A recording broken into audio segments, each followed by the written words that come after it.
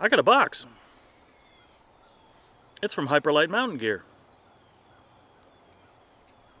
I've been waiting to open this one, so instead of wasting any more time, why don't we get into it? Gotta be kind of careful opening this one, so using a knife, guard the tip.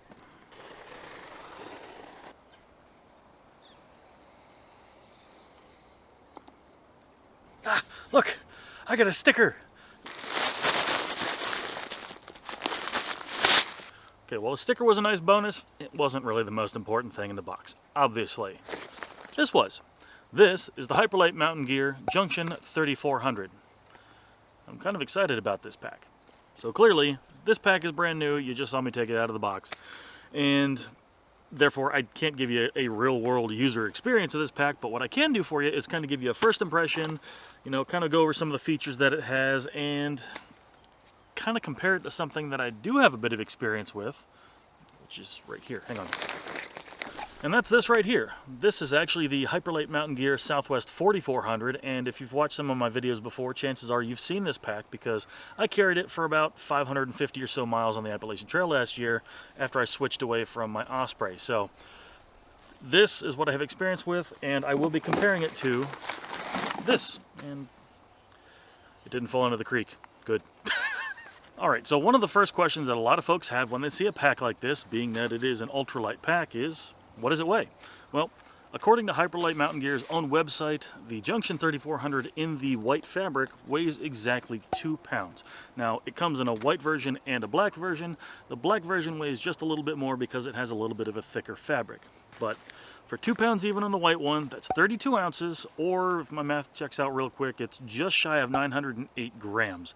It's not an exact science switching between one or the other. So yeah, 32 ounces, 908-ish grams. Again, I'll put the exact measurement here. So what made me choose the Junction 3400? Well, as a lot of you know, I'm actually going to be hiking the Florida Trail this year, and I wanted something that was a little bit more compact and had a few changes versus the Southwest 4400.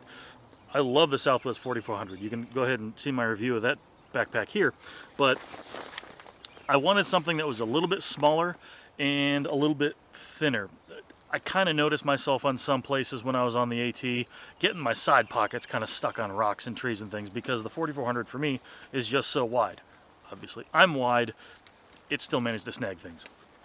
Anyway, that said, the main reason, apart from the size, that I decided to get the Junction versus just a smaller Southwest is actually because of this pocket right here. Now, I just said I'm going to be hiking in Florida. Well, the Appalachian Trail tends to be kind of wet. Florida can be too, in places. So, where I keep my tent and my rain gear most of the time in my Southwest, it's going to be this back pocket. It's big enough, and let's prove it's big enough real quick. Hang on. All right, so quick demonstration. Junction 3400, Z-Packs Duplex. It's going to be going in there. So, obviously, I will be having it upside down. Quick tip, put the drawstring and stuff facing downward when you put it into your pack because that gives it that much less chance of water getting into it if it starts to rain. Not that once you reach that point it's not going to be wet anyway, but an ounce of prevention, as they say.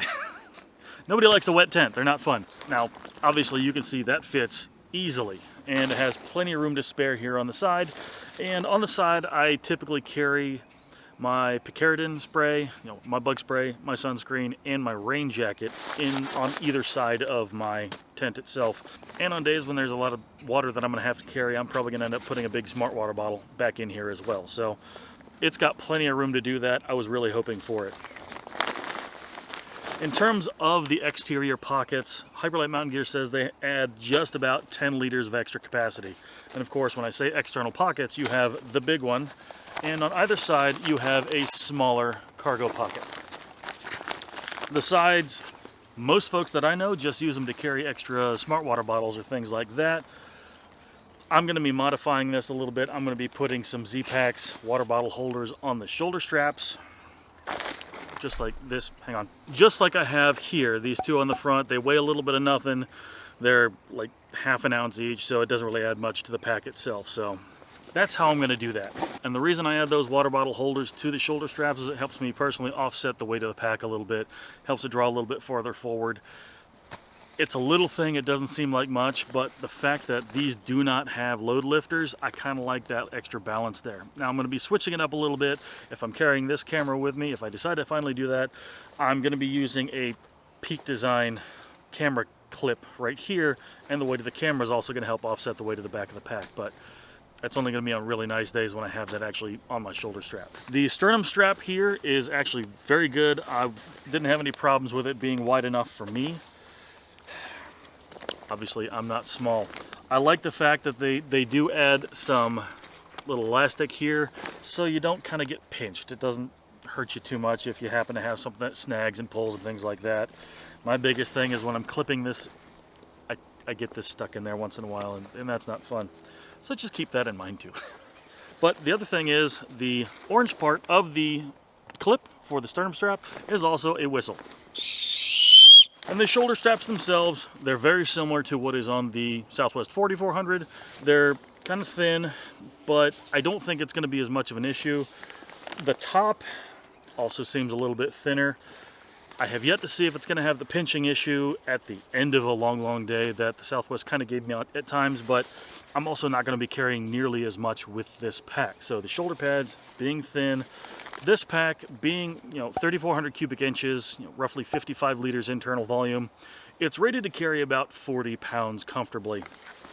And 40 pounds was a lot of times the top end of what I would carry on the Appalachian Trail, but I'm not going to be carrying as much clothing, and I think it's actually going to be pretty good. I've minimized my base kit fairly well, and it's going to be offset by the amount of camera gear and battery power that I'm going to be carrying, but yeah, is what it is. I still think it's going to work out pretty well. Like I also said, on the Southwest, it does have a really good grab handle, and just like most hiking packs these days, having a good grab handle not only helps you get it up and get it on easier, if you're staying in a shelter on places like the Appalachian Trail, it makes a really convenient way to hang your pack. It's usually durable enough and strong enough to hold the weight of everything, including the pack, so it's a bonus. Moving down even farther, you get down to the hip belt itself. Now, on each of the sides, there is a pocket.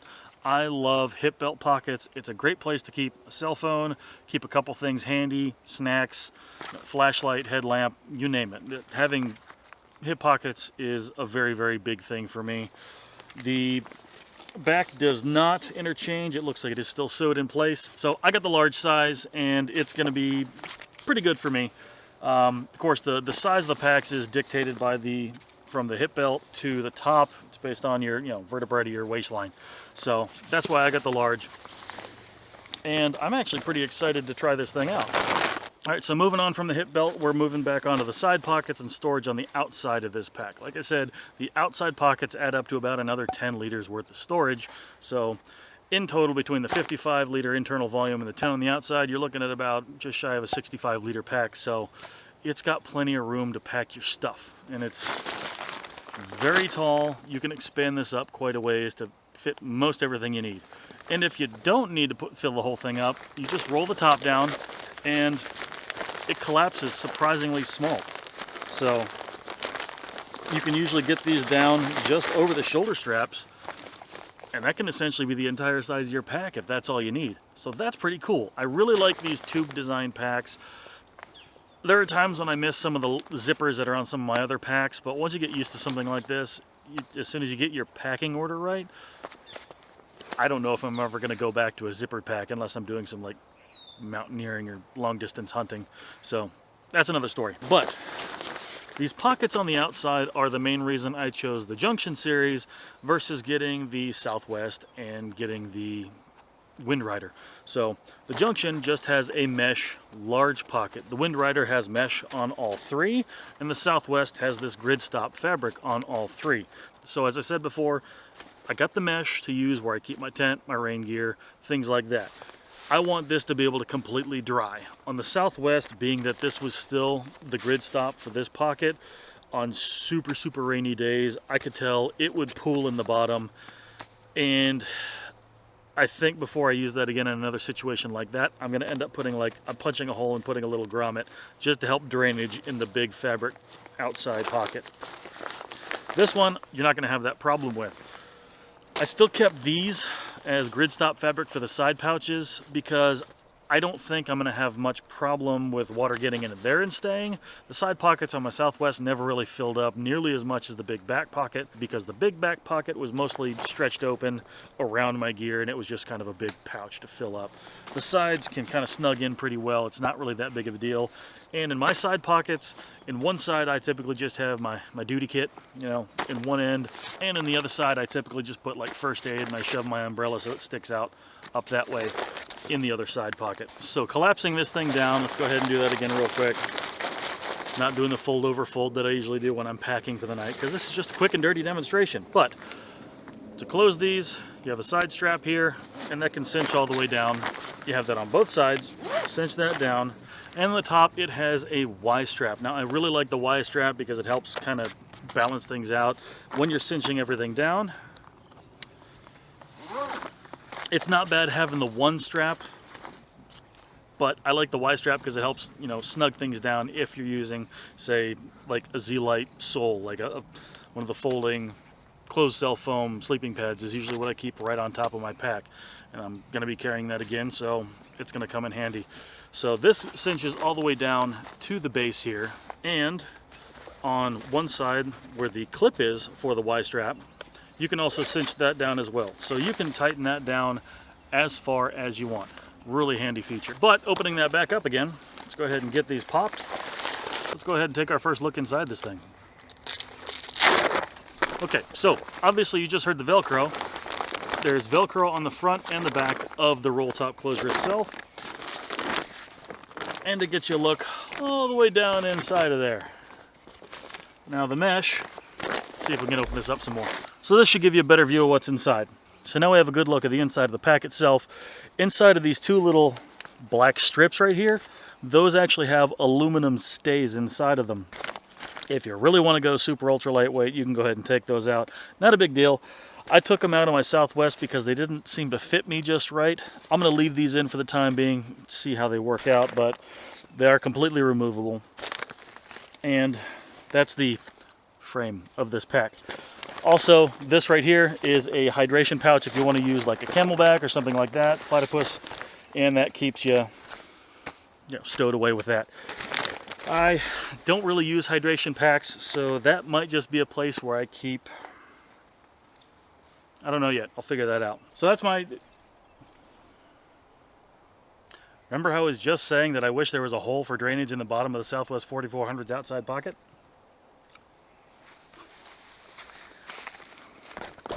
I don't know if that's going to zoom in. But they put one in the main body of this one. Awesome! Somebody's listening. I know I can't have been the only person to actually have that complaint. That's pretty cool. I like it.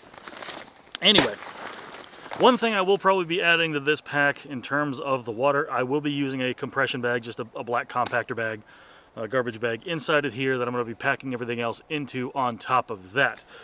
It's just a little extra layer of protection. For me personally, I don't like having moist gear, and I definitely don't want to lose any of my electronics that I'm going to be bringing with me on this trip. So compactor bag, couple cents, awesome insurance for something like this, because while the DCF Cuben fiber is generally regarded as extremely weather resistant, water resistant, there does sometimes happen to be condensation that forms inside of the pack, or for me personally, I sweat through the back pad. It's gross, but it happens, so it is what it is. So let's go over the stats again real quick. Again, this is the Hyperlite Mountain Gear Junction 3400, so 3400 cubic inch, 55 liters internal volume. Has 3 exterior pockets, in addition to hip straps, that give you about another 10 liters of carrying capacity. So, the Junction series has 2 ripstop side pouches and a mesh back pouch. It gets pretty darn long, and you can roll it down if you don't need it. Bug. It has a Y-strap compression on the top. It has roll-down sides that clip into the side there. Has a good grab handle on top. It has some pretty decent padding, not great, but not awful. Pretty decent padding on the shoulder straps. They're actually contoured very nicely so they don't kind of dig into your sides. They're shaped right. Has a good sternum strap with a whistle and some elastic. to help it get a little bit more comfortable for you.